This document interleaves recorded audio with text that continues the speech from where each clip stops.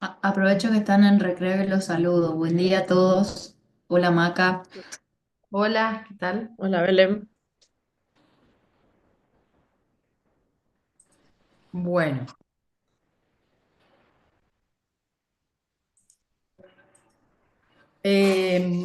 seguimos con el tema de chinches, como dentro de otras plagas que afectan a estos tres cultivos.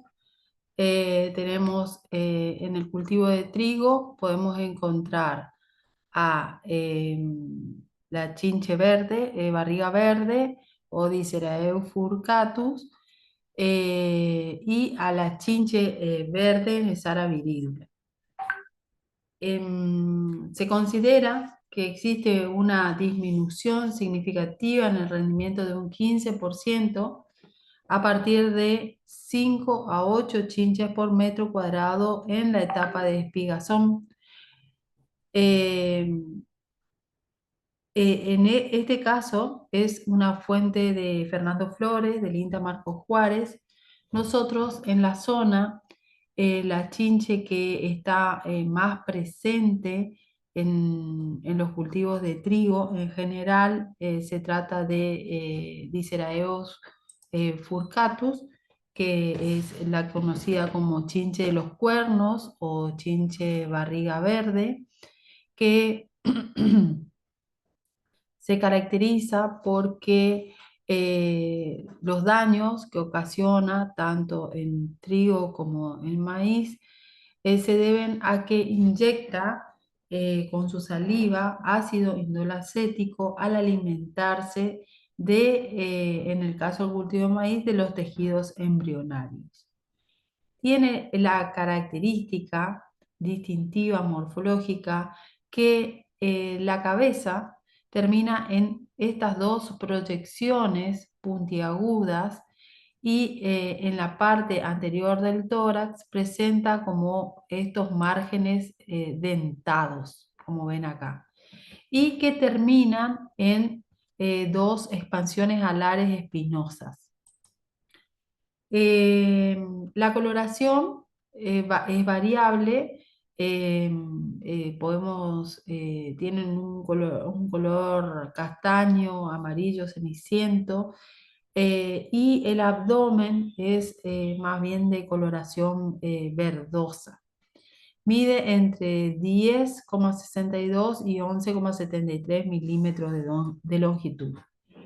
Hay, eh, Podemos encontrar en nuestra zona, está determinada, digamos, que se trata de Diceraeus furcatus, pero también mencionan, por la proximidad que tenemos nosotros con Brasil, a que podría tratarse de Diceraeus melacandus, pero esto no está confirmado, digamos. Otra de las características que tiene esta chinche es que en su modo invernal o bajo condiciones de temperatura baja, el abdomen de la hembra puede ser de una coloración más bien marrón acenizada, que cambia, digamos, con las vuelta a las condiciones de temperaturas altas. Esta chinche tiene un ciclo de vida que tiene una duración de entre 27 a 30 días. Deposita sus huevos sobre las hojas. Son de una coloración verde claro. Están dispuestos en un número no mayor de 13 en hileras de 3 o más, y de estos huevos emergen ninfas que pasan por 5 estadios ninfales que tienen características morfológicas distintas.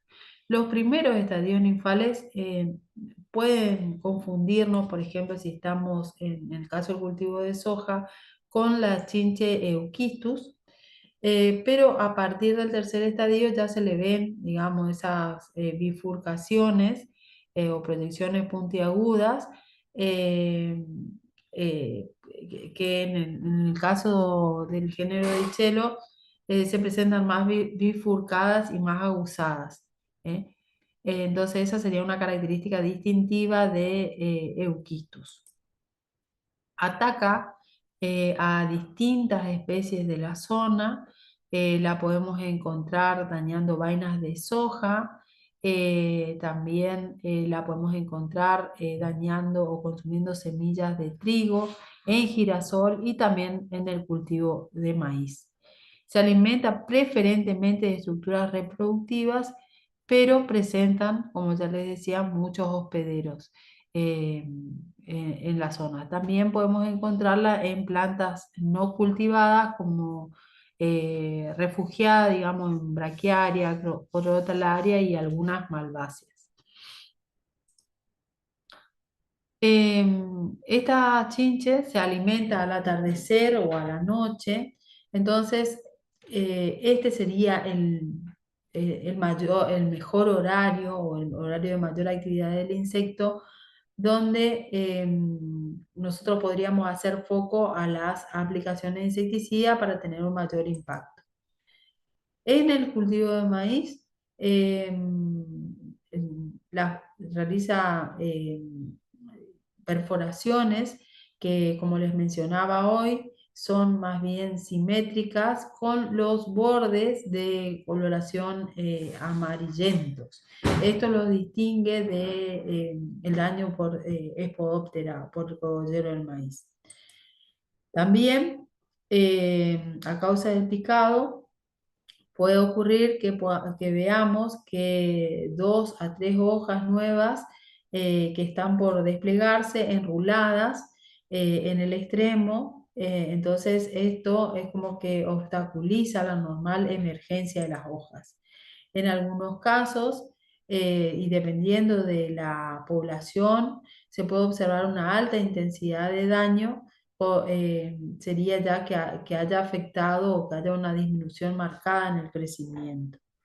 En algunos casos también se puede llegar a producir la muerte de las plantas. Dentro de los enemigos naturales registrados en la zona, tenemos a las crisopas como consumidores de huevos. Para el monitoreo de la chinche de los cuernos, se recomienda un investigador, Rodolfo Bianco del IAPAR, recomienda en pre-siembra colocar cebos que están formados por granos de soja mezclados con sal y agua y dejarlo por 24 horas. Colocar los distintos cebos en línea y con eso él estableció como dependiendo de la cantidad de chinches que se encuentren dentro de cada recipiente, estableció como un nivel de riesgo para chinches de los cuernos de maíz. Si encontramos una trampa con chinches, por ejemplo, tenemos un nivel de riesgo bajo. Entonces, esto nos indicaría que con un tratamiento de semilla es suficiente para el manejo de esta chinche de los cuernos.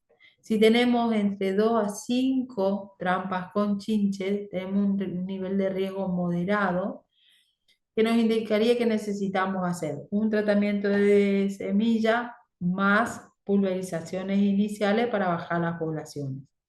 Por arriba de 5 ya es un nivel de riesgo alto, entonces esto nos indica que tenemos que hacer un tratamiento de semilla y siempre hacer monitoreos, ¿no? Para detectar a la chinche también y hacer 2 a 3 pulverizaciones después de la emergencia del cultivo.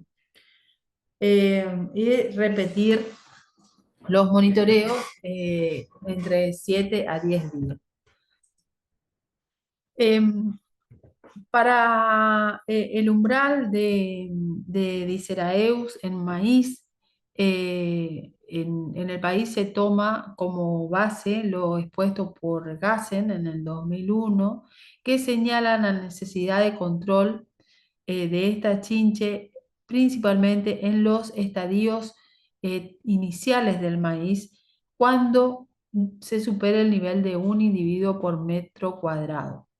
Entonces, eh, es como que hay una ventana muy pequeña para ser eficiente en el control de esta chinche. Entonces, se recomiendan para el manejo utilizar insecticidas curas semillas, que las pulverizaciones, como les decía, deben estar o ser iniciadas en los primeros días post emergencia de las plantas.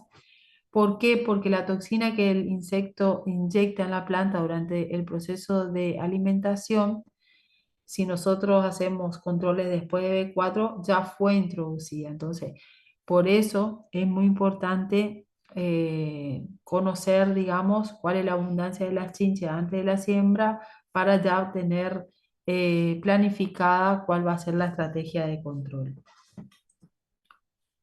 Bueno, otras plagas que afectan a estos cultivos y que podemos encontrar actualmente, por ejemplo, en la zona cuando se siembran cultivos de trigo y dependiendo de las condiciones ambientales, pero en las últimas campañas se ha hecho muy presente la presencia de ácaros en el cultivo de trigo. Estas son plagas, digamos, que no son frecuentes todos los años, pero sí en estas últimas campañas, que más bien fueron años secos, son ácaros que miden algo más de 0,5 a 6 milímetros, poseen 4 pares de patas, siendo las patas delanteras de un largo mucho mayor, como pueden ver acá, que las traseras. Pueden provocar, si en ataques intensos, la muerte de las plántulas. Producen en general amarillamientos y también retrasos en el crecimiento y desarrollo, dependiendo de la especie, de reducciones en el rendimiento. Entonces, lo que causan es la maceración de la epidermis, la eliminación de la clorofila de las células, y lo que dan es ese aspecto plateado de las plantas con las puntas de las hojas más bien de coloración castaña, como pueden ver acá. Atacan tanto a avena como trigo, y en el país hay mencionadas 2 especies: Pentaleus mayor, que es el ácaro negro azulado, y Petrovia latens. Eh, lo curioso de estos ácaros es que no producen telaraña, como por ejemplo en el caso de la arañuela roja común, que afecta tanto a soja como a algodón en la zona. Para el monitoreo, la forma más práctica citada por la bibliografía y que nos permite a nosotros saber si estamos o no estamos ante la presencia de estos ácaros, de un ataque de estos ácaros, es utilizar, digamos, una hoja de papel A4 y se golpean las plantas para que caigan estos ácaros. Acá pueden ver cómo la presencia de ácaros. Eh, lo que indica la bibliografía es que por ahí, en la práctica, lo que yo hago es golpeo las plantas sobre el papel y veo la presencia de ácaros y se mueven rápidamente. Entonces, lo que recomienda la bibliografía es que se dobla enseguida la hoja y se aplasta, y entonces aparecen esas manchas pardo-verdosas que corresponden a los adultos. Eh, pero bueno, básicamente lo más importante es tratar de detectarla de manera temprana, porque tiene un impacto en el cultivo de trigo. No hay mucho conocimiento sobre, por ejemplo, en respecto a esta arañuela, sobre los umbrales ni qué productos funcionarían mejor, porque como le mencionaba, es una plaga que tiene de reciente aparición. Entonces, generalmente lo que hacen los productores es utilizar los principios activos que utilizan para las arañuelas de soja o algodón. Otra de las especies que afecta al cultivo de trigo es el gorgojo, Listroderes argentiniensis. Este es un insecto pequeño que mide hasta 4 milímetros. No sé si alguno conoce al picudo del algodonero, pero es de un tamaño similar al picudo del algodonero. Tiene un color café y tiene la característica de que el pico es grueso, como pueden ver acá. Es difícil de encontrar porque como todos los curculiónidos, se tira y el color hace que uno se confunda con el suelo, tienen como eso, con las partículas del suelo como que tiene ese mimetismo, entonces es difícil de encontrar. Eh, pero no imposible, digamos, hay que hacer el monitoreo. Lo que es más fácil de observar, en realidad, que el adulto son los huevos que tienen esta forma alargada, con extremos redondeados. Generalmente son de color verde amarillento y después cuando están próximos a eclosionar se tornan de coloración oscuro a negros. La larva es una larva típica de curculiónidos, que es de una coloración más bien blanco-cremosa, con la cabeza castaña.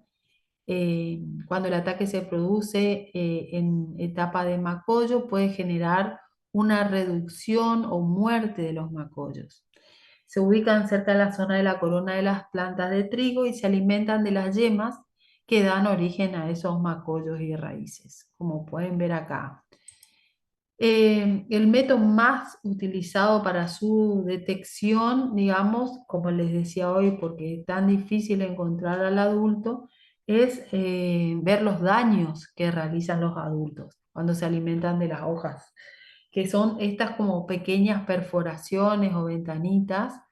Y otro indicador es la detección de las oviposiciones. ¿Eh? Que esto en los monitoreos, cuando uno se detiene a mirar, puede llegar a observar estos daños con facilidad, así como las posturas.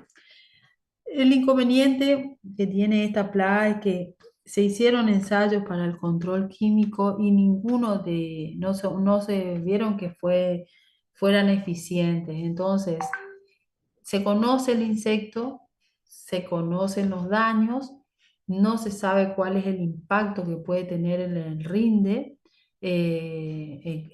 durante una serie de años para saber, digamos, y se desalienta al control químico porque no mostró ser eficaz en los ensayos realizados, ya que tiene un periodo de oviposición prolongado. Entonces, el control de esa larva protegida dentro del tallo es dificultoso. Entonces, estas dos especies, digamos, son plagas que todavía no tenemos muy ajustado el tema del control químico. Maca, te hago una Bueno, pregunta antes de pasar sí, a ese tema. Tanto sí, sí, los ácaros que mencionaste recién como el picudo, no picudo, pero bueno, el gorgojo este, gorgojo. eh, generan mucho daño en el cultivo, o sea, que te puedan ocasionar mucha pérdida de rendimiento.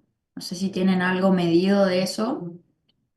No, no tenemos medido los ácaros. El problema se da con los ácaros, por ejemplo, en estas campañas que fueron tan secas, Mm. que ahí tienen un impacto mayor en el cultivo porque es como que la planta se va secando.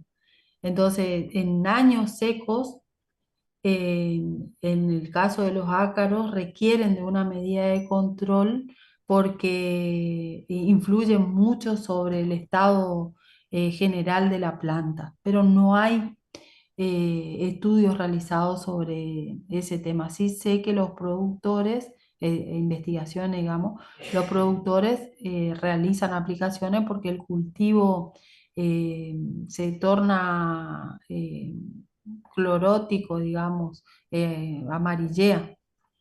Entonces sí, hay que hacer una aplicación.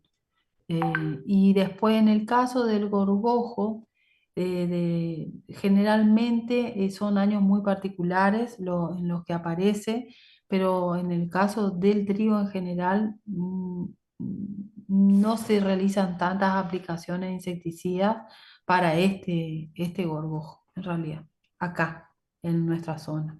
Sí, sé que para el ácaro sí. No sé Bien. si respondí. Biológicos, No, nada, sí, sí, sí. entomopatógenos, eso nada. No entomopatógenos, nada, che. Nada, nada. Tener que investigar, bueno. No, No, porque vos sabés sí. que al picudo de la soja lo hacen, el metrorrizum lo hacen pelota, rápido y todo. Mira, buenísimo. Sí. Sí, no, pero en este caso no, no.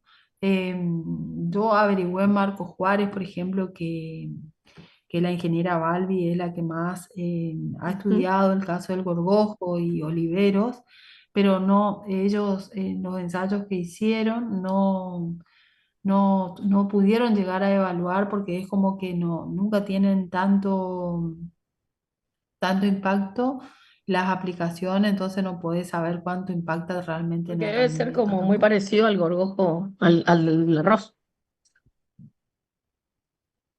Puede ser, Sí, por puede ahí ser. causa, pero bueno, está el agua, por eso es que por ahí tiene más daño. Ujú. Sí, sí, sí. Eh, bueno, continúo entonces o Sí, quedó alguna otra pregunta que les parezca por, importante. por mi parte no. Ujú. Bueno, vamos a la chicharrita, la famosa chicharrita del maíz. Eh, Ahora eh, máxima atención en esta parte porque solemos preguntar mucho en el examen sobre chicharrita, ¿eh? Así que anoten todo lo que les va a contar Maca. bueno, y pregunten todas las dudas que tengan, que está bueno hacer un intercambio. Bueno, la chicharrita del maíz se llama Dalbulus maidis, pertenece al orden Hemiptera, a la familia de los cicadélidos.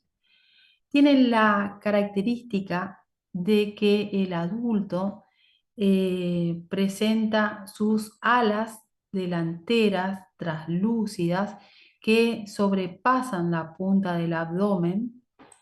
Es de un color amarillo pajizo, pero esta coloración puede variar dependiendo de la época del año. Así como le contaba hoy que en el caso del pulgón amarillo la temperatura influye en la coloración, podemos llegar a encontrar, digamos, en el invierno la mayor cantidad de chicharritas, no significa que todas, de una coloración más oscurecida. Hacia fines de verano podemos llegar a encontrar de una coloración como parcialmente oscurecidas y ya la población estival, la mayoría de la población estival es de una coloración más bien amarillo pajizo. Hay una diferencia en el tamaño entre el macho y la hembra. Generalmente las hembras son de un tamaño mayor que los machos, pero la característica fundamental que nos va a decir a nosotros que se trata de Dalbulus maidis y no de otra de las especies de chicharritas que podemos observar en el cultivo de maíz, es que presentan dos puntos negros entre los ojos. Digamos, estos no son los ojos, son dos puntos negros entre los ojos que están rodeados de un halo blanco. ¿Eh? Este halo blanco en algunas chicharritas se ve como más que en otras, eh, pero el indicador sería que estos dos puntos negros rodeados del halo blanco ya nos estarían indicando a nosotros que se trata de Dalvulus maidis y no de otra especie. Causan dos tipos de daño. Un daño directo al alimentarse y el otro tipo de daño lo realizan al oviponer. Tienen un aparato picador suctor con el que realiza estas microperforaciones en las hojas y excretan esa sustancia o mielecilla que se deposita sobre las hojas y favorece a la formación de fumagina, que es este moho negro que se ve acá. En el caso de la hembra tiene un ovipositor de tipo aserrado que lo que hace es inserta los huevos en las hojas y ahí realiza un pequeño daño. Entonces, esos dos serían los tipos de daño directo que ocasiona Dalvulus maíz. Y el más importante es el tipo de daño indirecto, porque es una especie que es vectora de 4 enfermedades, 3 de ellas asociadas al achaparramiento del maíz, como ser el fitoplasma, Meibasistan fitoplasma, causante del enrojecimiento del maíz, el espiroplasma Kunkeli, o Cornestan espiroplasma, causante de lo que comúnmente se conoce como espiroplasma o amarillamiento del maíz, y el virus del rayado fino o raquitismo del maíz. En la campaña 2021 se ha descubierto un nuevo virus que transmite esta chicharrita que es en Argentina, que es el mosaico estriado del maíz. Bueno, ¿cómo es el modo de transmisión de las enfermedades? Por este vector se dice que son persistentes, tiene un modo de transmisión persistente porque la chicharrita adquiere el patógeno y permanece durante periodos prolongados de tiempo, a semanas o meses dentro del insecto. Entonces, esto hace que la diseminación de la enfermedad puede hacerla durante toda su vida o a largo plazo. Y propagativa, ¿por qué? Porque el patógeno se multiplica dentro del insecto eh, en un determinado periodo de tiempo y puede ser transmitida por periodos extensos. En el caso de estas enfermedades, de la interacción entre estas enfermedades y el vector, lo hacen a lo largo de toda la vida. ¿Cómo transmite la Ingeniera, chicharrita las enfermedades? Sí, una consulta. ¿La chicharrita puede contraer un solo patógeno o puede contraer más de uno? no, puede contraer más de uno. Puede contraer espiroplasma y fitoplasma. O sea, al mismo No, tiempo sí. sería. Sí, sí, sí, sí. Gracias. Eh, bueno, la chicharrita necesita alimentarse de una planta infectada o enferma con alguno de estos patógenos durante un periodo determinado de tiempo para adquirirlo. Que por ejemplo, en el caso de espiroplasma es 1 hora, de fitoplasma son 2 horas y del virus del rayado fino son 6 horas. Entonces, una vez que adquiere estos patógenos, el patógeno se mezcla con los fluidos intestinales, va a la saliva, se mezcla con los fluidos intestinales del vector, se multiplica en la hemolinfa del insecto y se somete a una circulación sistemática completa. Esto lo hace, por ejemplo, para el caso de espiroplasma en 17 a 23 días, para el caso de fitoplasma 22 a 28 días y para el virus del rayado fino de 8 a 22 días. Necesita multiplicarse dentro del patógeno. Una vez que pasó este periodo de tiempo o periodo de latencia, el patógeno alcanza las glándulas salivales y cuando la chicharrita se alimenta de una planta sana, le puede llegar a transmitir el patógeno en 1 hora, puede transmitir el espiroplasma, media hora puede transmitir fitoplasma y 8 horas el virus del rayado fino. Entonces, pasado este periodo de tiempo, en la planta, esos patógenos van a colonizar los vasos del floema y ahí la planta recién se convierte en una fuente de infección. Entonces tiene que pasar, por ejemplo, para que sea una fuente de infección de espiroplasma, entre 9 a 40 días, de fitoplasma entre 3 a 14 días y del virus del rayado fino entre 4 a 10 días. ¿Mm? ¿Alguna pregunta hasta acá? Esto es importantísimo que ustedes entiendan. Sí, yo tengo una nomás de curiosidad. Sería que Bueno, para que los patógenos ingresen a la chicharrita es como que tardarían menos tiempo o tienen su tiempo de ingreso y después tienen otro tiempo distinto de salida, por así decirlo. aparentemente es así, Belén. En el caso principalmente, en el caso, por ejemplo, del fitoplasma, pero bueno, necesita una hora menos, según lo que dice la bibliografía, en realidad. Claro. Ujú. Pero eso, a ver, ay, mira, me salí. Pero eso es algo que todavía se está como conociendo, Mm. porque hasta la campaña pasada, que fue todo el problema, surgieron nuevos interrogantes, así como este tuyo, eh, sobre los tiempos en que una planta, en que el patógeno puede ser adquirido por una planta, digamos, en que la chicharrita puede transmitirle el patógeno. Todo eso Y, se está y reviendo, digamos. una vez que, o sea, una vez que la chicharrita adquiere cualquiera de los patógenos, que, o Sí, sea, se alimenta, una chicharrita sana se alimenta, sí, va como ingiriendo los patógenos y después sí, adentro de ella se van replicando y demás.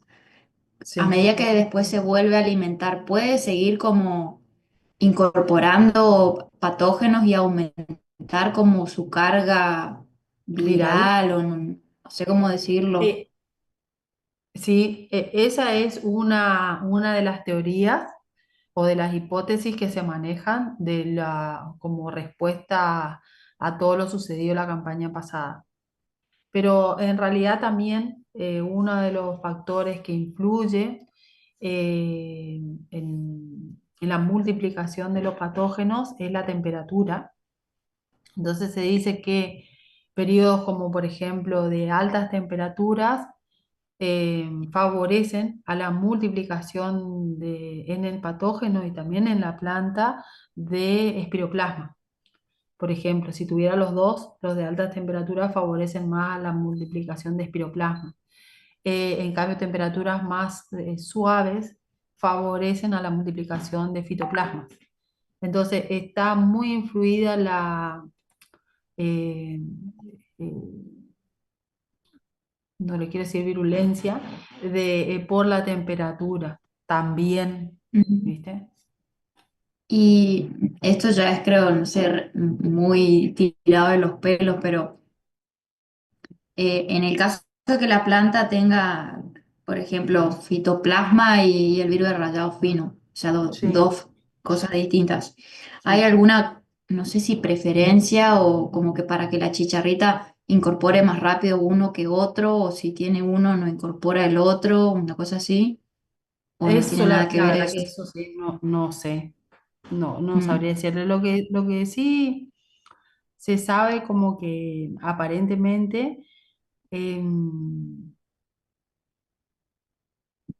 las plantas que se encontraron o hay una mayor proporción en general de plantas en los lotes con rayado fino que con las otras enfermedades. Así que podría ser que lleguen a tener esto que vos decís, pero mm, no, pero la verdad que no sé, que se haya investigado o que yo lo haya leído, no tengo esa respuesta. bien. Bueno, continúo entonces. Sí. Los síntomas observados, principalmente hago foco en la campaña 2024, porque en general en la zona de acá del Chaco, que es una zona endémica para este vector, eh, y estas enfermedades, digamos, no se habían observado más que hasta la campaña pasada enrojecimientos, como pueden ver acá, o amarillamientos de las plantas. Estos enrojecimientos se dan como en una forma de V de los márgenes de las hojas. Y algunas, en campañas anteriores a la 2024, algunas plantas de algunos híbridos se veían con síntomas de estrías cloróticas que parten de la base de la lámina, como pueden ver acá, que se produce un acortamiento de entrenudo y una disminución en la altura de plantas. Bueno, hasta la campaña 2024, eso era como en alguna zona, como Pampa del Infierno, por ejemplo, en Chaco, que podían ver algunas plantas muy afectadas por estos síntomas.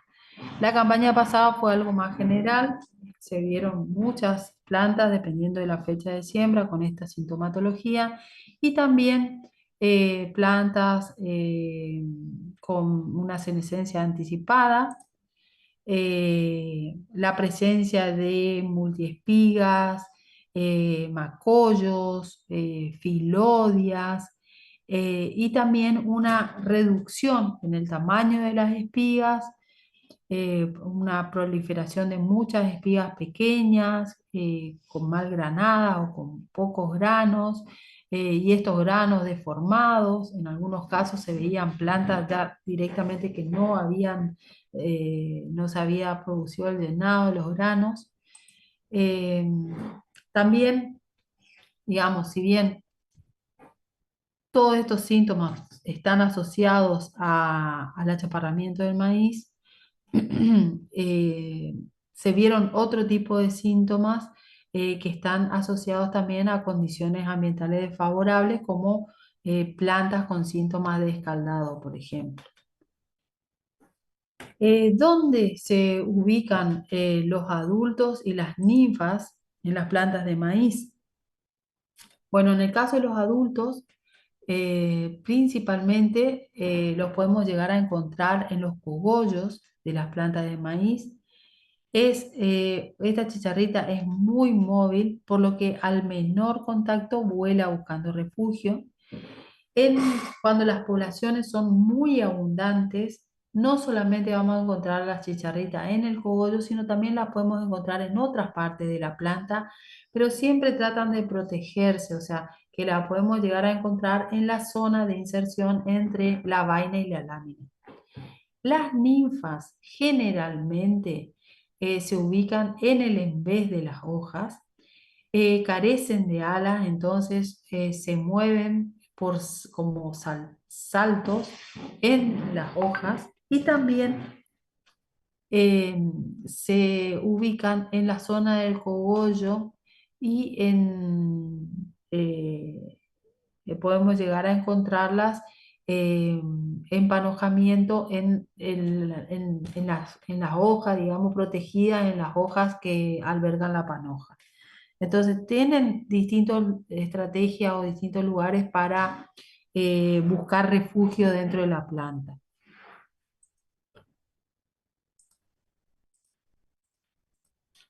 En cuanto a su ciclo biológico, con temperaturas entre 26 a 32 grados, puede tener una duración de 24 días. Una hembra madura eh, oviposita un promedio de entre 15 huevos por día a lo largo de la mayor parte de su vida adulta. Tiene una fecundidad que oscila entre los 128 y 611 huevos por hembra. Y una chicharrita puede llegar a vivir hasta 80 a 90 días. Después del periodo de huevo, esos huevos los depositan en las hojas, como pueden ver acá, tienen esta forma ovoide o de banana también, dicen algunos autores. Los huevos los deposita en las hojas, puede depositarlos sobre el parénquima o también a lo largo de la vena media, en grupos o de 4 a 19 o también aislados. Pasan por un periodo de incubación que va de 4 a 8 días y eh, emergen las ninfas. Estas ninfas pasan por 5 estadios ninfales, que cada estadio ninfal dura entre 3 a 4 días y toda esta etapa de ninfa dura entre 15 a 17 días. El, cada estadio del ciclo biológico, y así como la fecundidad, tiene un periodo de duración que, por ejemplo, la incubación, como les decía, varía entre 4 y hasta 8 días.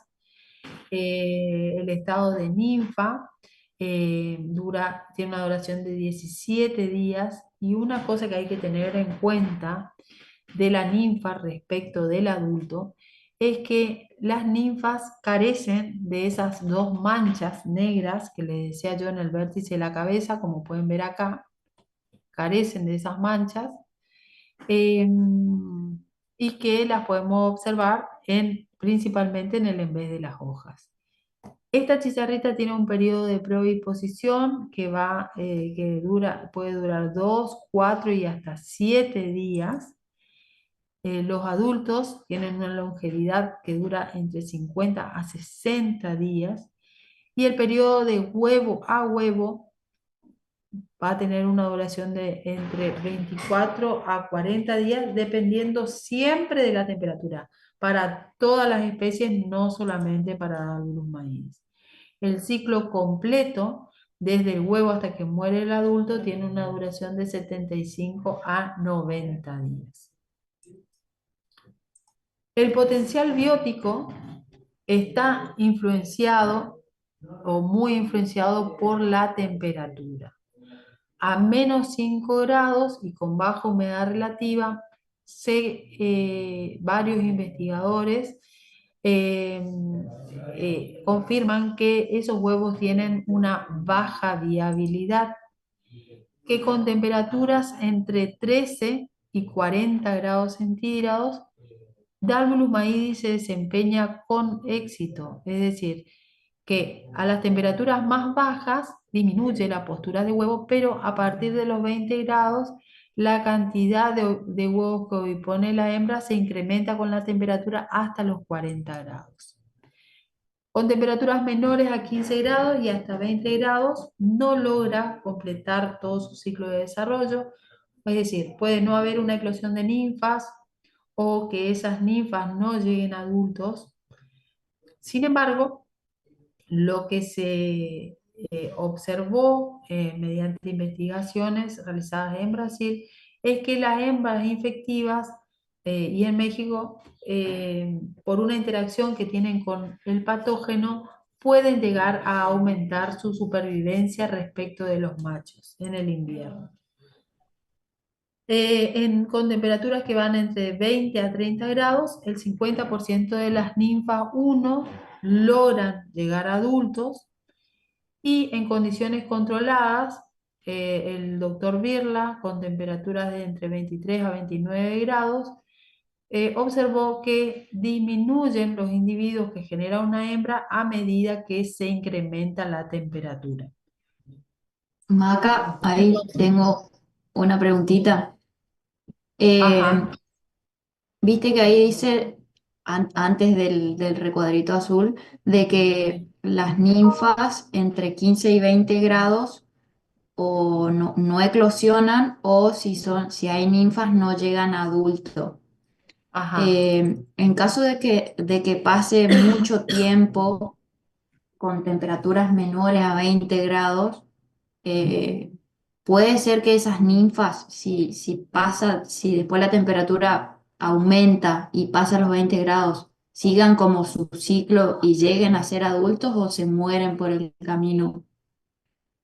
Y eso va a depender, digamos, del estado de la hoja, porque generalmente si la hoja se mantiene turgente, podrían llegar a sobrevivir esas ninfas, digamos, o de lo que tengan como para alimentarse, a eso voy. Ah, bien. Porque Dalbolus maídis es una especie que solamente se alimenta del cultivo de maíz. Entonces eso era algo que estaba en duda en esta campaña pasada, pero nosotros hemos comprobado, digamos, que no sobrevive en otras especies que no sea maíz en la zona. Es decir, no llegamos a recolectar ninfas por los métodos de monitoreo evaluados en lotes que, que eran de maíz, digamos. No llegamos a colectar nosotros. Entonces, estima, pues, estimo que no sobreviviría si no tiene cultivo de maíz urgente, digamos. ¿Te respondí? Sí, sí, sí, Ah, gracias. perfecto. Bueno, entonces, acá esto nos está diciendo que la temperatura influye en la oviposición, en la incubación, el desarrollo y la supervivencia de esta especie. Como le decía recién a Belén, Dalbolus maidis es una de las especies que únicamente se alimenta y reproduce en el cultivo de maíz. En la campaña pasada, uno de los interrogantes era si esto realmente era así o ella podía llegar a alimentarse y reproducirse en otras especies, o sea, alimentarse, mantenerse y llegar a reproducirse en otras especies que no sean maíz. Entonces, eh, uno de los planteos que se hacía era cuál era la estrategia de supervivencia que, que tiene Dálvulus en la contraestación de maíz. Lo que se sabe es que el rigor del invierno influye en la densidad poblacional de esta chicharrita. Entonces, analizando las heladas de los últimos años en el invierno, lo que podemos ver es que salvo la campaña 23, en el invierno del 2023, se produjeron un bajo número de heladas en general en la zona.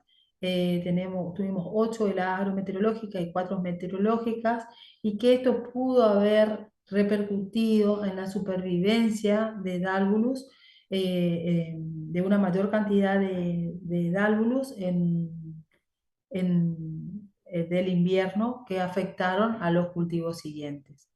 En esta campaña lo que se observó es que tuvimos 27 heladas agrometeorológicas y 5 meteorológicas, y la población de Dálvulus en general fue mucho menor, o visualmente por lo menos, y después en los monitoreos a campo respecto de lo que se observó en la campaña anterior. Entonces, esto reforzaría la hipótesis de que el rigor del invierno es uno de los factores que influye en la supervivencia de esta especie para la campaña siguiente. Eh, Estudios realizados en Brasil por Oliveira eh, demostraron que Dálvulus, registraron adultos de Dálvulus en distintas especies durante el invierno, como en braquiaria, en capín, en caña, en algunas malezas y también en trigo. Entonces, una de las hipótesis que se manejaba es que al no haber maíz, Dálvulus se iba a refugiar en los cultivos de trigo, de avena de la zona, y esto iba a hacer que ella se alimente, se reproduzca y empiece la campaña siguiente con una alta población. Bueno, si bien la encontramos a Dálvulus en Resino, también la observamos en el cultivo de algodón, también la observamos refugiada en trigo y en avena en distintos lugares del país. Implementamos en INTA una red de monitoreo invernal con red de arrastre que se hizo en distintos lugares del país donde estaban distintas estaciones experimentales y agencias de extensión. Entonces, ¿en qué consistía este monitoreo? Que uno iba con una red de arrastre siguiendo un protocolo y monitoreaba rastrojo de maíz y los cultivos invernales que estaban en la zona. Lo que pudimos observar es que cuando recién se cosecha el maíz, ahí es probable que uno capture adultos de Dálvulus maidis remanentes, digamos, de la campaña. Nosotros en estos gráficos de torta podemos ver que la parte de la torta amarilla eh, refleja los adultos de Dálvulus maidis. Este es un rastrojo de maíz. En la experimental también había avena, o sea que encontramos en algunos de los primeros monitoreos Dálvulus en avena. Y también encontramos Dálvulus en alfalfa que podían estar posándose tranquilamente yendo a buscar una zona de refugio eh, o buscando alimento. Pero también encontramos otras especies de chicharritas que no eran Dálvulus maidis. En los monitoreos siguientes, ya realizados en el mes de agosto, por ejemplo, ya ven que no registramos adultos de Dálvulus maidis, sí encontramos a otras especies. Tampoco registramos adultos de Dálvulus maidis en septiembre en la zona, ni en octubre, pero sí la especie que encontramos en todos los cultivos y en todos los monitoreos con mayor predominancia es esta, que ¿por qué hacemos tanto hincapié en cómo es Dálvulus maidis? ¿Por qué? ¿En cuáles son las características morfológicas distintivas? Porque si uno va, hace un monitoreo en avena, en trigo, en alfalfa, va a encontrar una chicharrita que tiene 2 puntos negros entre los ojos y entonces va a tender a equivocarse y a que lo que pasó, ¿no? Y a pensar, estamos llenos de Dálvulus maidis. Y no, esta es una chicharrita que es muy similar, que yo la tengo identificada como N1, porque es importante como profesional tener en cuenta que en esto, nosotros como ingenieros agrónomos, no estamos capacitados para la parte taxonómica de los insectos. Entonces, lo importante es llevarse la idea de que si uno encuentra algo que duda, que ya sea una larva, hacerla llegar a adulto, como les contaba hoy, si es una chicharrita, como en el caso de Dálvulus maidis, colectarla y mandarla a La Plata, a un taxónomo que haga la correcta identificación, para evitar malos manejos. Porque, por ejemplo, en el cultivo de trigo y en avena se recomendó como consecuencia de la observación de este tipo de chicharritas, eh, hacer aplicaciones de insecticidas. Entonces, esta chicharrita que tiene 2 puntos negros entre los ojos, pero las alas son diferentes a las alas de Dálvulus maidis. Si fíjense en estas imágenes, todas estas eran las especies de chicharrita que capturamos en esos monitoreos. Una porción de la torta es Dálvulus maidis, pero la porción más abundante es esta otra chicharrita que también tiene 2 puntos negros, pero que las alas son diferentes, como les decía yo. No tiene alas translúcidas, sino tiene más bien alas con otro tipo de manchas. Entonces, uno de los puntos más importantes es saber identificar cuáles son las especies plagas de los cultivos. Eh, Después también encontramos en avena, en centeno y principalmente en avena, a otras chicharritas que por ahí para ser más fácil para los productores, yo les suelo decir es como que fuera la prima hermana de Dalbulus, que es de coloración amarilla, tiene las alas translúcidas, pero como pueden ver acá la forma de la cabeza ya es diferente, tiene más esta forma redondeada, ay perdón, y no tiene los dos puntos negros característicos entre los ojos que me indicarían que se trata de Dalbolus maidis. Que por esto, cuando uno está monitoreando, pasando la red, puede llegar a ver chicharritas amarillas y pensar ya automáticamente de Dalbolus maidis. No, como ingeniero tenemos que tomarnos el trabajo de hacer la identificación porque hacer una aplicación es mucho dinero y va en detrimento de los enemigos naturales. Bueno, Ingeniera, otro de los... disculpe, Sí, una consulta. Usted dijo que llegó un momento que no detectaban presencia de adultos de Dálvulos cuando no había cultivo de maíz. Sí, ajá. entendí mal. ¿Cómo?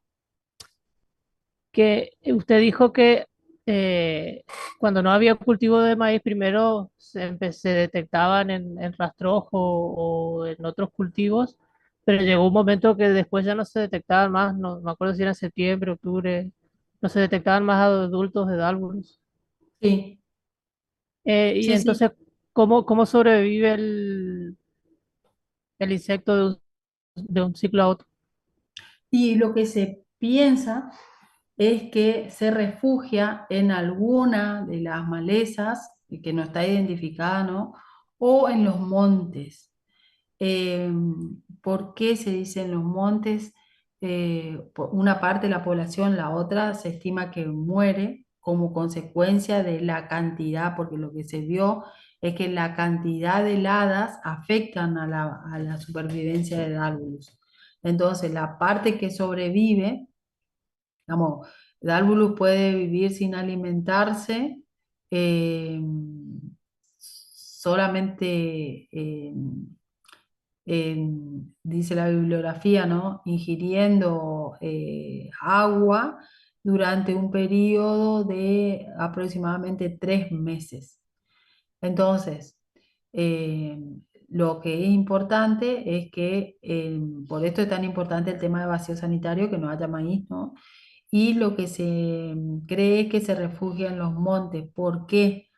Porque hay estudios brasileros que mencionan o que hacen referencia a que colocaron trampas pegajosas amarillas cercanas a un monte y que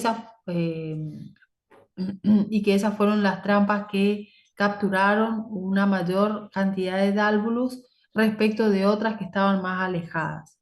Entonces, lo que se cree es que Dálvulus se refugia en los montes y que de allí no se sabe bien en qué especie, ni es como se hipotetiza, y que de allí las que sobreviven son las que van a colonizar los nuevos cultivos de maíz o los maíces voluntarios. Y después la otra La también, respuesta.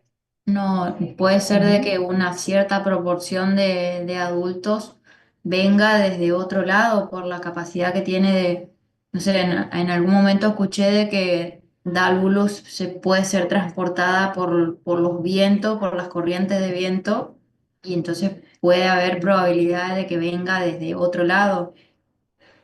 Sí, exactamente. Esa es una de sí, eso pasa, que incluso es otra de las hipótesis que Dálvulus tiene, digamos, hay poblaciones locales de Dálvulus, que son estas que yo te mencionaba, que puede ser la sobreviviente del invierno, que se van a refugiar ahí cerca en los montes y puede llegar a hacer migraciones locales buscando alimento de hasta 30 kilómetros. Y después, ayudada por los vientos, puede llegar a transportarse, según la bibliografía, más de 500 kilómetros. Entonces, esa puede ser otra de los factores digamos, que hace que Dálvulus infecte zonas donde hubo muchas heladas y se creía que no había sobrevivido esta chicharrita. Una consecuencia. Bueno, ¿sigo? Sí, lo del Bueno, trampeo lo comentás ahora, por lo que veo. sí, Bien, sí, sí. buenísimo. Entonces, eh, se recomienda como una estrategia de manejo el monitoreo previo a la siembra. Este monitoreo se puede hacer con trampas amarillas pegajosas eh, eh, que se colocan en los bordes de los lotes. Está evaluada que la distancia o la altura donde se capturan una mayor cantidad de adultos de Dálvulus maíz es de 0,50 metros. Eh, para la trampa pegajosa amarilla tiene varias inconvenientes. Uno de ellos es que no solamente se capturan adultos de Dálvulus maíz, sino también pueden ser de otras especies, y estamos con el mismo tema de que hay que saber identificarla para saber si lo que estamos capturando es Dálvulus o es otra especie, y que también caen otras especies de insectos que por ahí se hace engorrosa la identificación. En Brasil, y actualmente se está evaluando en Argentina, hay, digamos, ya trampas automatizadas, donde acaba la trampa pegajosa amarilla. Acá hay una cámara. Esta cámara saca una imagen de la trampa y esta imagen, por inteligencia artificial, determina la abundancia de chicharritas.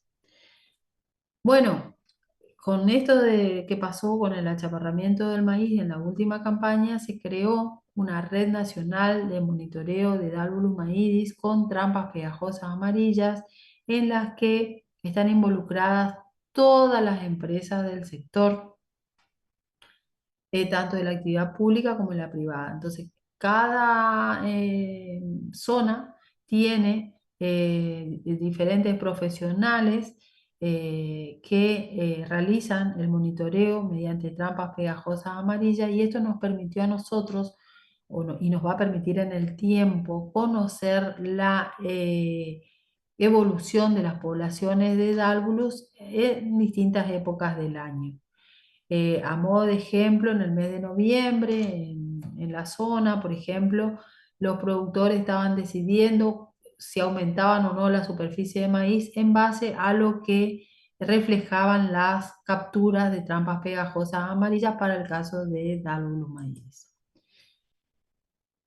Nosotros vimos que si bien esta es una herramienta importantísima y que te ayuda en la toma de decisiones por parte de los asesores y los productores, como cuello de botella tenemos nuevamente la identificación de las chicharritas. Entonces, por esto elaboramos como una especie de guía práctica para que uno pueda recordar y refrescar eh, cuál es Dálvulus maíz de las otras chicharritas que quedan pegadas en la trampa pegajosa amarilla, que son las mismas que les contaba hoy que habíamos colectado con la red de arrastre. Entonces, la presencia de alas translúcidas, cuerpo de coloración amarillo pajizo, dos puntos negros en el vértice de la cabeza, entre los ojos, o máculas que están rodeadas de un halo blanco. Entonces, estas son todas las otras especies que pueden ser capturadas también por las trampas pegajosas amarillas. Un dato importante, que las ninfas no quedan atrapadas dentro de la trampa pegajosa amarilla porque no tienen alas. Entonces, lo que capturan las trampas pegajosas son los adultos que vienen volando, ¿eh? Arrastrados por las corrientes de aire y quedan pegados en la trampa. Entonces, eso es lo importante. En cambio, a menos que esa trampa esté dentro de un lote de maíz, al lado de una planta de maíz, no va a tener la posibilidad de capturar ninfas, porque las ninfas carecen de alas. Entonces, esto es un dato no menor, porque por ahí alguno se confunde y cree que alguna chicharrita que capturó la trampa se trata de ninfas de Dálvulos maíz, por ejemplo. Em, con todo lo que se hizo la campaña pasada, nosotros pudimos eh, establecer una especie de mapa de presencia, ausencia o incremento de la chicharrita en diferentes zonas de Chaco, Formosa y Santiago del Estero. Y acá pudimos ver que, por ejemplo, hasta fines de noviembre teníamos muy pocas capturas de dálvulos en trampas en la zona del sudoeste chaqueño y este Santiago del Estero. En ¿Fines de cambio, octubre o no? fines de octubre, noviembre, bueno, yo seguía hasta diciembre, digamos, pero acá están esta nomás. Sí, Sí. tenés razón. Pero en zonas, por ejemplo, acá se ven varias cosas.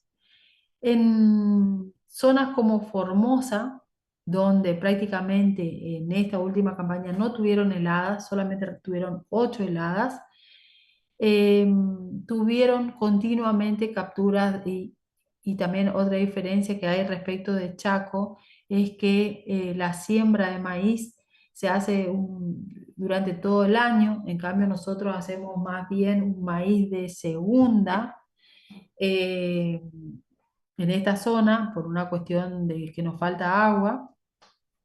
Entonces acá, en esta zona, donde hubo pocas heladas, se sembró maíz temprano, podemos tener capturas de chicharritas en trampa pegajosa amarilla, en algunos casos en abundancia. Lo mismo sucede con la zona de Basail, de Resistencia, de Chaco, digamos, que tiene la posibilidad de tener maíz en 2 fechas de siembra. Entonces, la situación es diferente. Después, como una consecuencia de las lluvias que se ocurrieron en el mes de septiembre, y en algunos casos de la emergencia de maíz voluntario en algunas zonas y la falta de control, se empezaron a detectar adultos de Dálvulus maíz en otras zonas de Chaco, como por ejemplo Quitilipi, Pampa del Infierno, Tres Isletas, que tuvieron lluvias abundantes y los productores, asustados por lo que había pasado en la campaña anterior, decidieron sembrar temprano.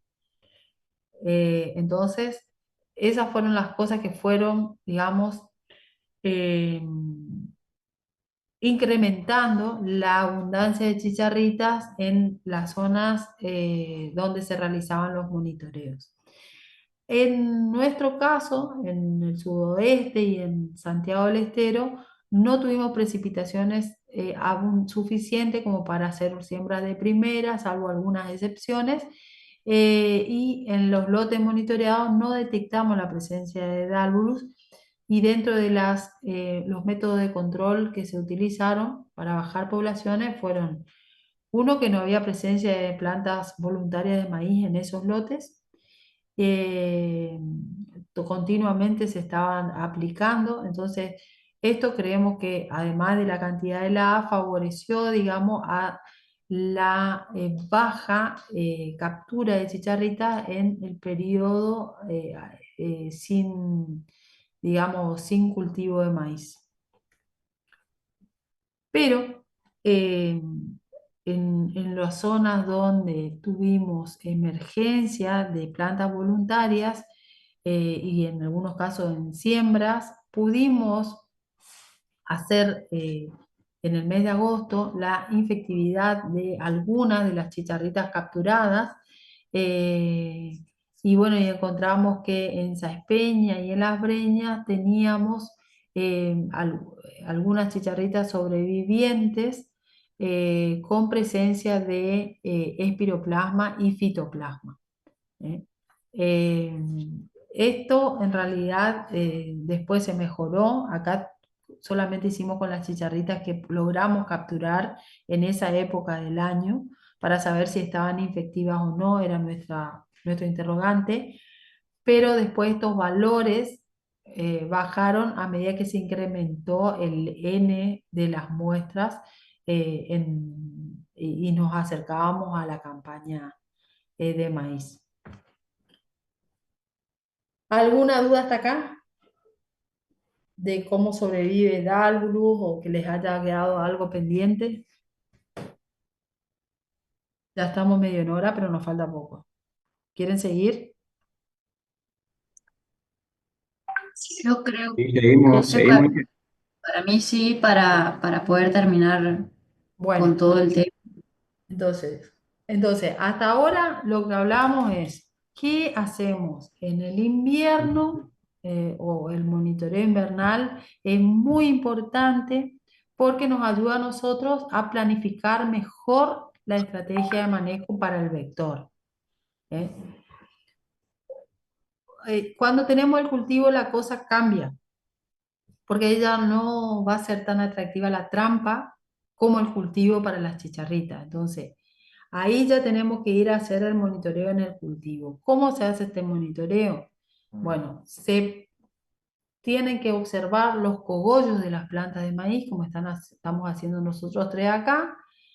Se toma como base monitorear por lo menos entre 50 a 100 plantas, desde la emergencia hasta B7, B8, es lo que se recomienda. ¿Por qué? Porque ya las poblaciones de Dálvulus al inicio son bajas y después a medida que va avanzando en su etapa fenológica del cultivo y la chicharrita tiene posibilidad de reproducirse, se van incrementando y en B8 generalmente ya se torna engorroso hacer ese recuento. Entonces, hasta allí uno puede eh, observar fácilmente en el cogollo los adultos de Dalbulus maidis y en vez de las hojas, las ninfas. Hay que tener en cuenta que es importante no proyectar la sombra de uno sobre las plantas, porque como les decía al principio, las chicharritas al menor disturbio se vuelan buscando refugio. Entonces, no podemos llegar a no hacer un buen monitoreo. Otra de las recomendaciones como estrategia de manejo es utilizar híbridos que tengan una mayor tolerancia a las enfermedades. Bueno, a partir de la campaña pasada se pudo observar en algunas zonas algunos materiales que aparentemente tienen una tolerancia, cierta tolerancia a estas enfermedades que transmite Dálvulus. Nosotros veníamos haciendo evaluación de híbridos, lo hicimos durante 3 años en uno de los experimentos que veníamos llevando a cabo y como resultado tuvimos que, haciendo el monitoreo de Dálvulus, como les comentaba yo hoy, observando el cogollo de las plantas desde el B2 hasta B7, B8, lo que pudimos ver es que hay un comportamiento diferencial dependiendo del año de Dálvulus maidis. En la campaña 22, por ejemplo, nosotros observamos en los lotes de las breñas, del INTA Las Breñas, en el híbrido que estábamos evaluando, en los híbridos que estábamos evaluando en ese momento, que empezábamos con en los monitoreos con entre 2 a 4 chicharritas por planta. Esto se mantuvo hasta B5, B6 y luego se incrementan las poblaciones. En la campaña 23 tuvimos muy bajas poblaciones de chicharrita a lo largo de los monitoreos. Y en la campaña 24 al inicio tuvimos bajas poblaciones de chicharrita, pero luego se incrementaron sustancialmente. ¿Qué pasó con la evaluación de la incidencia de las enfermedades? Cuando llega el maíz al estado de grano lechoso,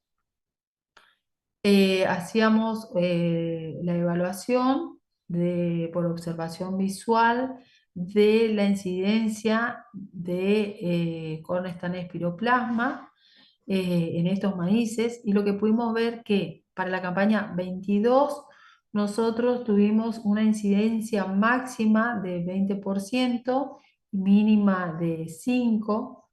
Para la 23 tuvimos una incidencia máxima del 40% y una mínima de 24, de 20, o de entre 10 y 20. Y para la 24 tuvimos una incidencia en algunos casos del 100% de las plantas afectadas y una mínima de 40. Entonces,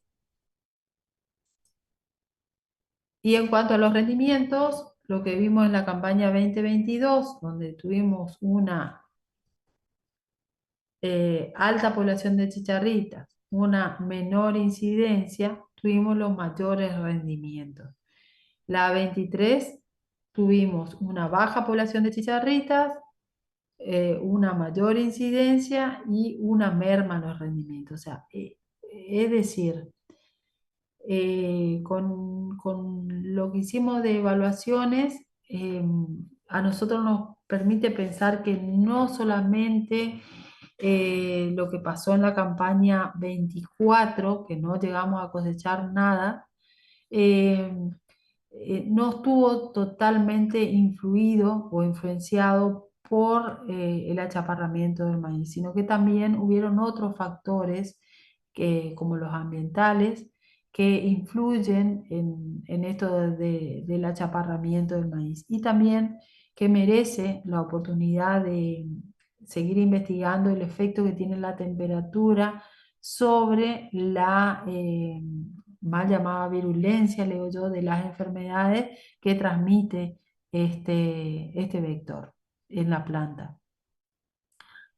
Bueno, en cuanto al control químico, si bien veníamos haciendo o conociendo que el control químico de Albulus maidis disminuye en general la cantidad de adultos, pero que al emerger una nueva hoja de maíz cada 2 a 3 días es necesario hacer aplicaciones de manera frecuente.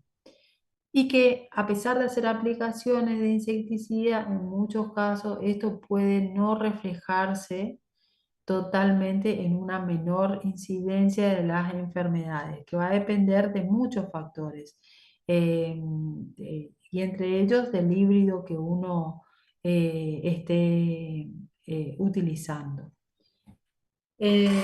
Otra de las estrategias, siempre basado en el control químico del vector, fue realizar aplicaciones secuenciales de insecticida.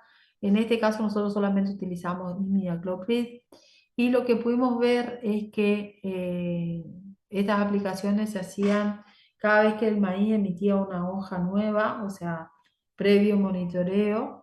Dejamos un testigo sin aplicaciones y después aplicaciones en B2 más B4, B2 más B4 más B6 y B2 más B4 más B6 más B8. Entonces, lo que pudimos ver es que el testigo tuvo una mayor cantidad de chicharritas en promedio en las diferentes fechas de monitoreo. Nos hizo pensar estos resultados que continuamente se producen reinfestaciones o movimientos de chicharrita entre parcelas, por eso no vimos tanta diferencia, a pesar de haber hecho en algunos tratamientos hasta 4 aplicaciones de insecticida, y que por ahí teníamos que, o sea, esto solamente era de un principio activo y que teníamos que tratar de evaluar varios. Pero esto era todo antes de lo que pasó la campaña pasada, cuando en realidad Dalbulus era una plaga del norte y no se había sucedido lo que pasó la campaña pasada. En cuanto a la incidencia de la enfermedad, se volvió a manifestar que no encontramos diferencias significativas, digamos, entre los tratamientos, a pesar de haber realizado hasta 4 aplicaciones de insecticida. Eh, y tampoco encontramos diferencia en la severidad, digamos, de las plantas espiroplasma, a pesar de haber realizado aplicaciones de insecticida. Pero la Maca, campaña ahí pasada, la historia que... te puedo hacer una Sí, pregunta. sí, sí, sí. La dosis esa de imidacloprid, que eran 250 centímetros por hectárea, Sí. en ese año que hicieron los ensayos, ¿ya había algo publicado sobre para control de chicharrita o de dónde sacaron la dosis? Sacamos de un trabajo de Oliveira, que es un investigador brasileño, Martins de Oliveira, que es una de las personas que más sabe de Dálvulos, que él ya había evaluado, digamos, el efecto del control químico sobre Dálvulos, con los mismos resultados que tuvimos nosotros, digamos, que en Bien, realidad se controla algo, un porcentaje de la población de chicharrita, pero que, digamos, esto no significa que vayas a tener un impacto en la enfermedad, en ese momento, ¿eh? claro, sí, Eh, sí. No, por ahí Después, la pregunta iba a que no, hasta hace unos años no había insecticidas registrados para ah, controlar dárgulos en maíz. claro, claro, porque en realidad es como que era yo vengo estudiando Dárvulo desde el 2009, como era como una plaga que podía llegar a ser una plaga emergente, porque justo coincidió, digamos que en el 2009 empezaba la introducción de los maíces transgénicos resistentes a cogollero del maíz. Cuento un poco la historia para entender. Y entonces la hipótesis era que ese nicho que dejaba el cogollero podía llegar a ser ocupado por otra especie. Esa otra especie que se ubica también en el cogollo era Dálvulus. Entonces nosotros en ese momento habíamos planeado distintos ensayos. Una de las patas de esa tesis era el control químico, para saber si realmente había algún producto que controlara a esta chicharrita. Y obtuvimos estos resultados que fueron muy similares a los de Oliveira. Pero básicamente Dálvulus era un problema acá en algunas zonas del norte. Del norte te estoy hablando de Tucumán y en el Chaco de la zona de Pampa del Infierno. Entonces no había llegado a tener el impacto que tuvo la campaña 2024 en la zona centro del país o a nivel país, en realidad que fue un problema. Al ocasionar entonces hasta la campaña 24 no habían trabajos sobre o no se había investigado sobre otros principios activos que podían llegar a funcionar para bajar las poblaciones de Dálvulos maíz en Argentina, y no basábamos solamente con todas las investigaciones o todos los productos que usaban en Brasil, que en Brasil ya venía siendo un problema Dálvulus maíz para la producción de maíz en algunas zonas. Entonces, ahí más o menos nos ponemos digamos, en el tiempo, en una línea de tiempo de qué es lo que fue pasando. Y bueno, y a raíz de esto se empezó a trabajar en distintas líneas de investigación de eficacia de Dálvulus maíz, de eficacia de los insecticidas Dálvulus maíz, y también se aprobaron muy rápidamente algunos principios activos, porque una de las cosas que sucede cuando uno habla de registro de insecticida es que llevan muchos años de evaluación en distintas zonas.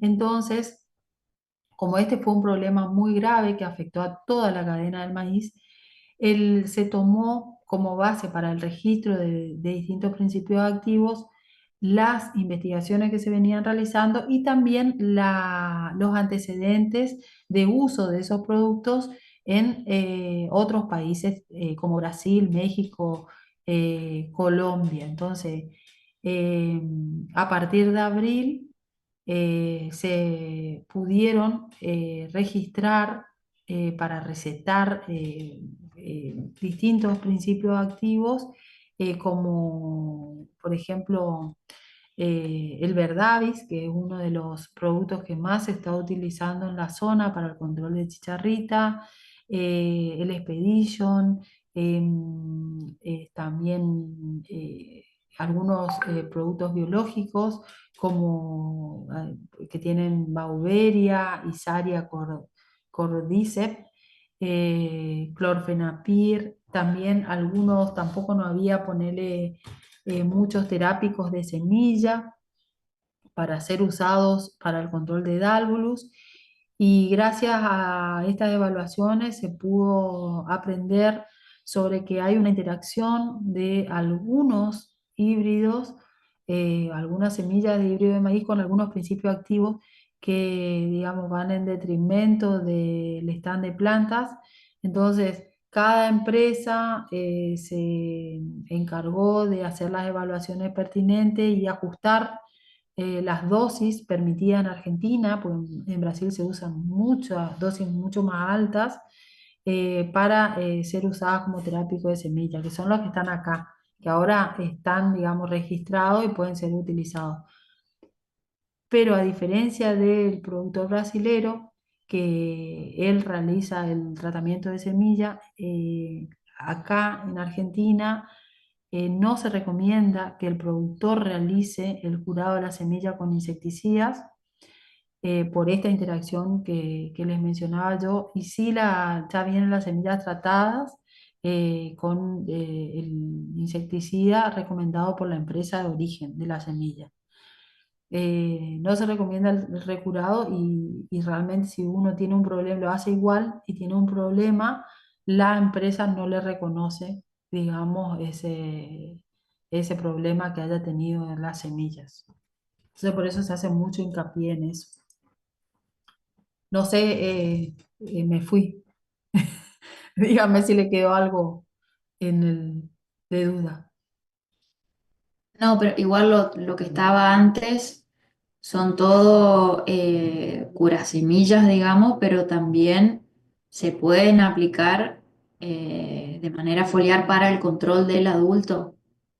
Del adulto, sí. Acá, por ejemplo, en esta gráfica de todo lo que está ya registrado en el SENASA, y acá tenemos, por ejemplo, el Verdavis, que puede ser aplicado foliarmente, el Fortensa, que es un insecticida cura semilla, el Expedition, que es el sulfroxaflor más lambda, que es aplicado foliar, Gaucho es cura semilla, y así hay varios. En este listado, digamos, tenemos cura semillas y también productos para ser aplicados foliares y también biológicos. Digamos, hay entre los biológicos, que ya hay registrado, tenemos a Beauveria, a Isaria, eh, y también a unas pseudomonas. eh, Esto es nuevo, fluorescen y clorografis, que pueden ser utilizados para bajar las poblaciones de Dálvulus maíz. Y están Ahí tenemos evaluadas una en pregunta, Argentina. sí, hay una pregunta en el chat y dice si Isaria tiene buena efectividad contra Dálvulus.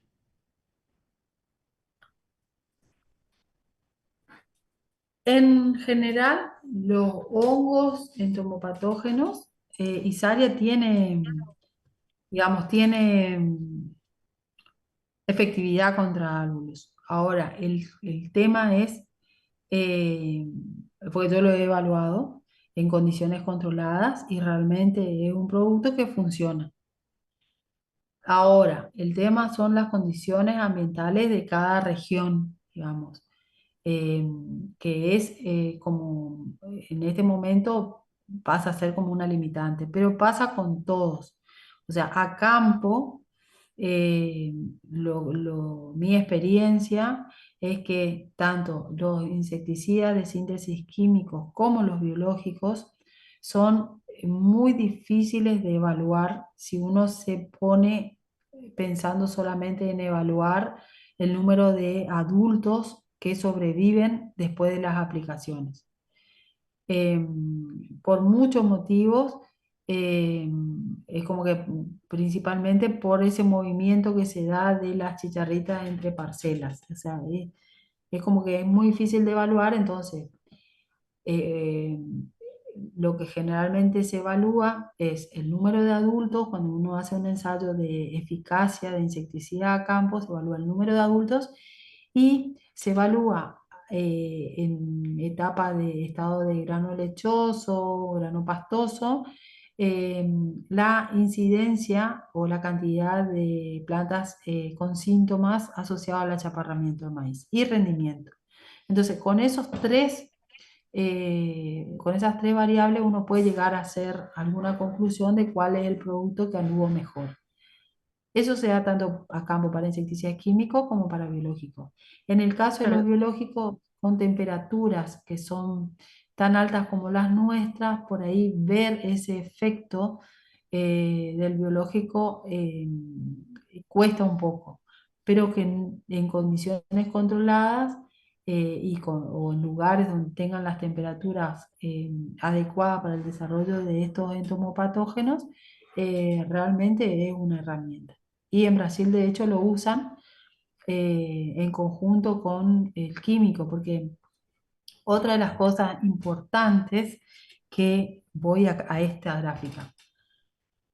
Nosotros, en general, para la evaluación de los distintos insecticidas, como le contaba hoy, como a campo es tan problemático hacer o tan difícil ver la eficacia así por el número de adultos, lo que hicimos fue evaluar, digamos, tomando un número conocido de dálvulos, bajo condiciones controladas, la eficacia de los distintos principios activos.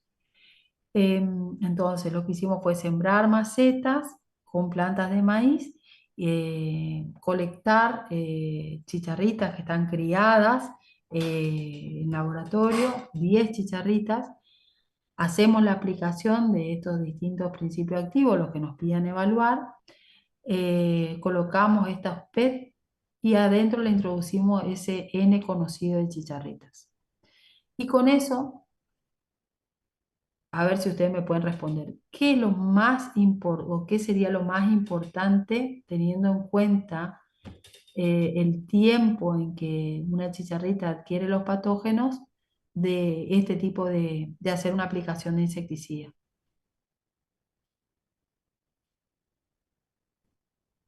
¿Qué para ustedes es más importante?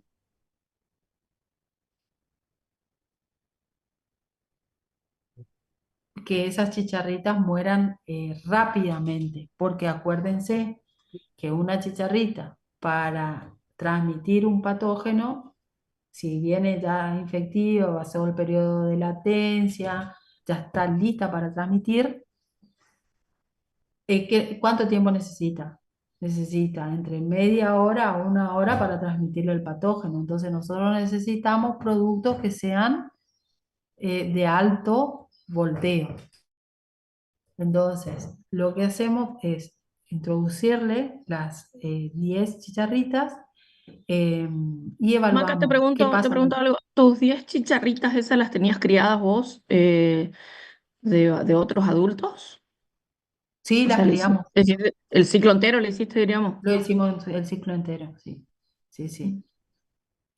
Eh, bueno, y evaluamos a los 30 minutos qué pasa con esos adultos, cuál es la mortandad a los 60, a los 120, a los 180, al día, a los 2 días, a las 72 horas y a los 7 días. ¿Por qué hasta los 7 días? Porque se muere la planta ahí adentro. Entonces, no podemos prolongar más, digamos. Entonces, ahí con eso contamos cuántas chicharritas están vivas, cuántas chicharritas están muertas, y con eso nos da una idea del porcentaje de control según la fórmula de Abbott de cada uno de estos productos que evaluamos.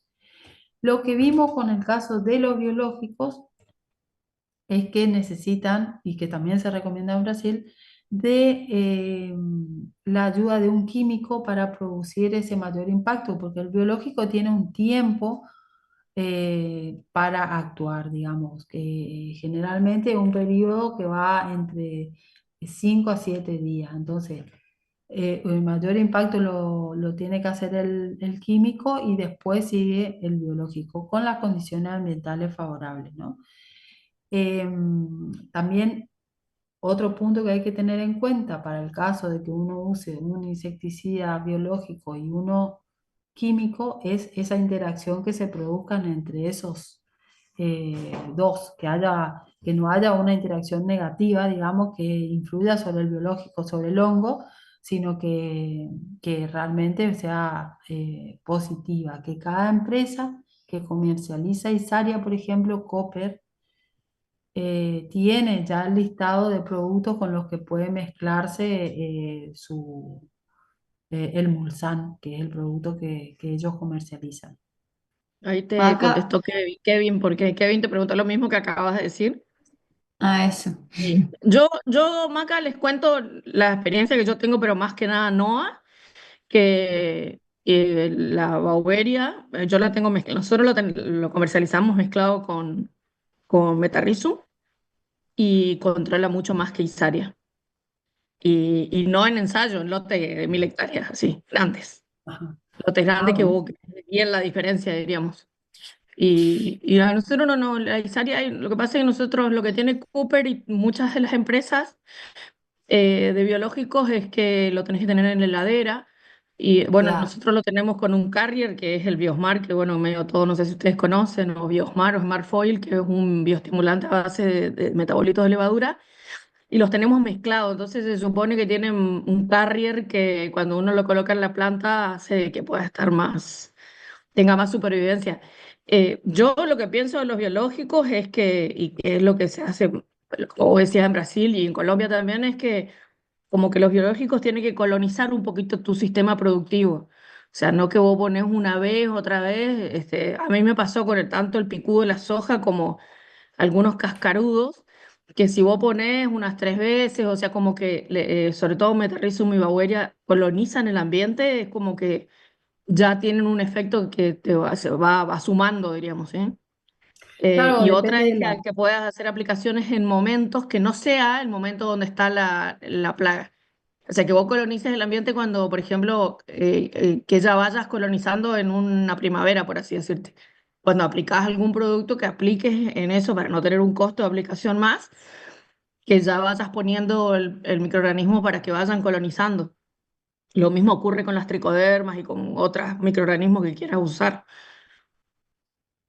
Claro, yo había pensado lo mismo para el caso de los hongos, porque en realidad que podía ser una alternativa de hacer aplicaciones en las primeras etapas del cultivo, cuando antes, un poquito antes de la siembra, o ni bien emerjan las plantas, que es cuando uno tiene una muy baja población de dálvulos, entonces le da el tiempo necesario para que esté presente el hongo y pueda actuar sobre las chicharritas. Pero en realidad no, a campo no tuve la No, oportunidad no. de...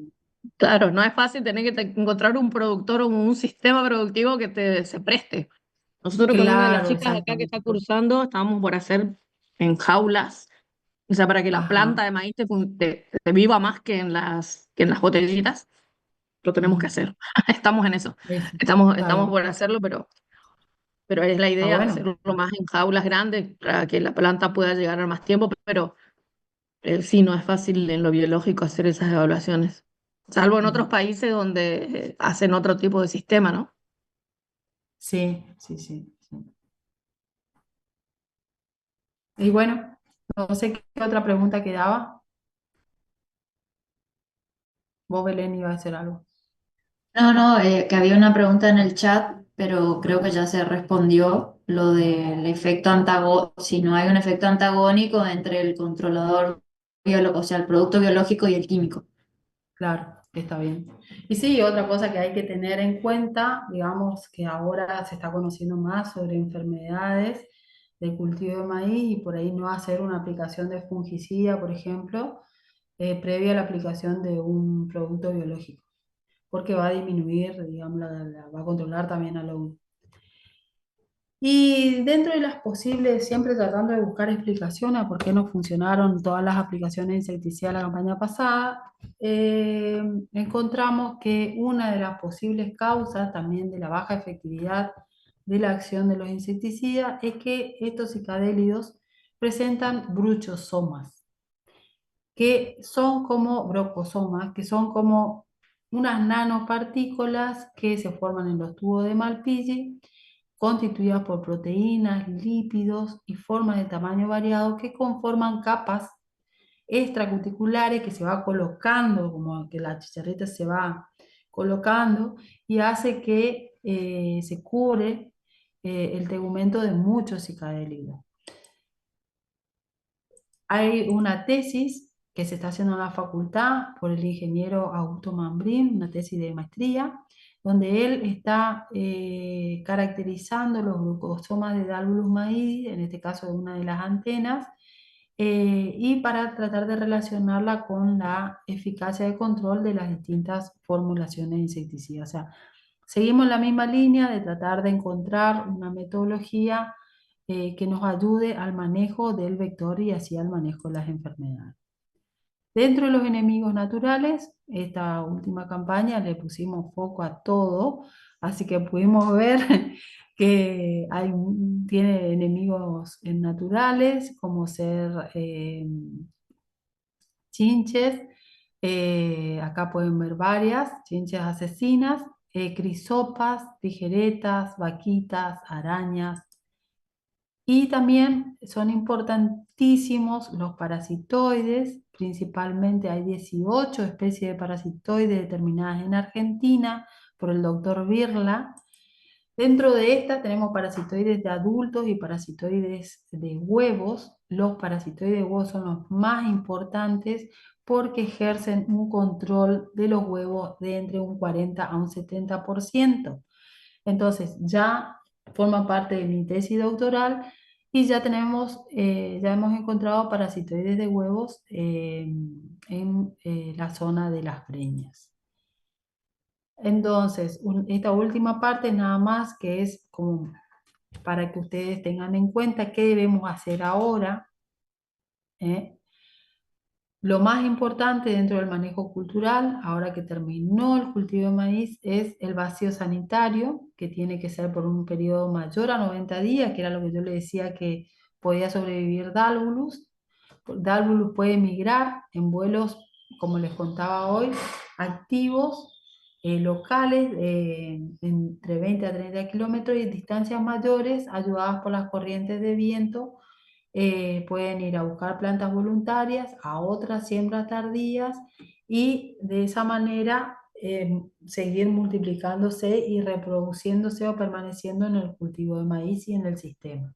Entonces, es importante evitar las plantas voluntarias, también en la zona donde hay mucha infestación, evitar las siembras escalonadas, con la idea siempre de bajar las poblaciones de Dálvulus y que esto repercuta en la incidencia de las enfermedades. Entonces, un resumen. ¿Qué tenemos que hacer? A partir de ahora, eliminar el maíz voluntario. Esto ya sería como la Biblia de manejo de dálvulos. Eliminar el maíz voluntario, porque las heladas no podemos controlar, pero podemos sumar nosotros con esto. Hacer el monitoreo para saber dónde estamos parados con Dálvulus maíz. Usar semillas certificadas que vengan tratadas con insecticidas puras semillas, Bajar, siempre con la idea de bajar las poblaciones, hacer aplicaciones de insecticidas, rotando en modo de acción, principio activo, principalmente en las primeras etapas del cultivo y hasta B8. No olvidarnos de que dentro de los puntos más importantes para todas las plagas y en especial para Darbulus maíz es hacer el monitoreo, ya cuando tenemos el cultivo de maíz, el monitoreo por observación visual del cogollo y a partir de B3, B4 observar el envés de las hojas para detectar la presencia de ninfas y saber si nuestras poblaciones están creciendo. Pero todo esto, digamos, suma a uno de los puntos fundamentales para el manejo de este complejo, que es el uso de híbridos tolerantes a estas enfermedades. Toda esta información está en este librito del doctor Birla, que es la persona que más trabajó con Dálvulus dentro de Argentina y sigue trabajando. Entonces es importante que ustedes puedan tenerlo, pueden escanear o entrar a buscar esto, está de libre acceso. Y bueno, estos son algunos de los principios activos que pueden usarse en otros cultivos como sorgo para el control de algunas de las plagas de sorgo. Y esto es todo lo que tengo para contarles. Fue muy largo, les pido disculpas, pero bueno, es información que se genera localmente y que está bueno que ustedes puedan aprovecharla. No, Maca, no Muchas te gracias. preocupes porque para nosotros esto es se está practicando para la nueva materia que tengan, que la idea es integrar cultivos dentro de cada uno de los temas, así que la verdad que para nosotros Sí. buenísimo, buenísima experiencia esta, y bueno, los chicos están haciendo de conejillo de indias con el tema, así que Ah, bueno. la verdad Bueno, cualquier que está cosa me bueno. pueden consultar. Así que, No, y igualmente, bueno, primero Maca, muchas gracias por haber dado esta clase y contarnos de manera desafiante todas las plagas de los tres cultivos. Y si bien sí se hizo un poco larga la clase, les pedimos disculpas a los chicos, pero me parece que Pero son tres fue. clases en una, así que Claro, son tres clases en una y en realidad yo diría cuatro, porque todo lo de Dalvulus es para, por si no se dieron cuenta, todo lo de Dalvulus es para una clase. Así que a mí particularmente, Maca hace varios años ya que viene ayudándonos con las clases de plagas y cuando empezamos con lo de maíz, sí, había información de Dalvulus, nos contaba algunas cosas, pero lo que me sorprende es que cada año que pasa va agregando más información sobre Dálvulus y sí. como dijo ella, es información local y eso la verdad que es súper interesante y súper importante porque todo lo que ellos están haciendo ahí en el INTA de las Breñas es información para la zona y de la zona. Entonces, la verdad, por mi parte estoy súper agradecida, Maca, de que nos puedas contar todo lo que nos contaste.